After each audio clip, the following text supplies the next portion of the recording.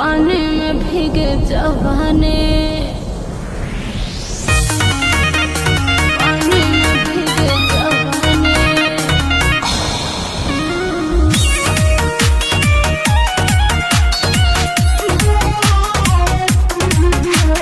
पानी में भीगे जवानी। बड़ा तू तो शौक सिंगार करेलू, हमारा से केतना तू प्यार करेलू, बोलो बताओ। 100% बड़ा तू तो शौक सिंगार करेलू, हमारा से केतना तू प्यार करेलू। चलो न मिल के कटल जाए जाने,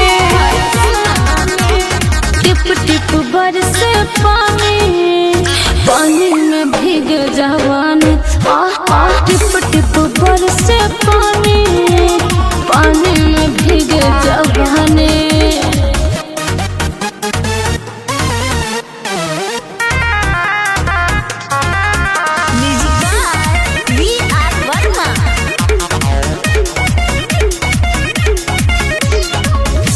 काहे बिछावा तारा नीचावा तू बोरा, बेरी बेरी धरा तारा हमारा के कोरा।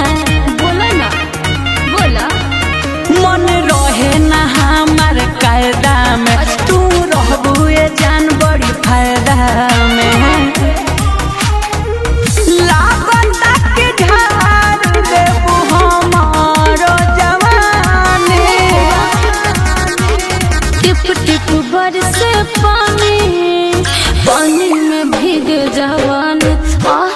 टिप टिप बरसे पानी, पानी में भीग जवानी।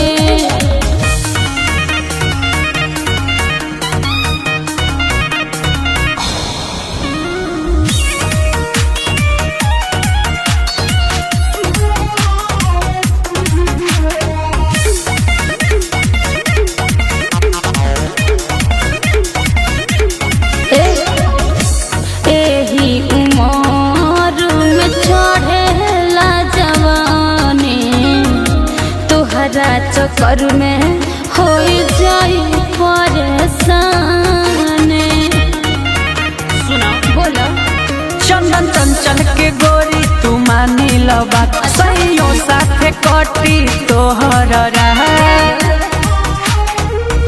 रोशन सोनू के बनावालू दीवानी।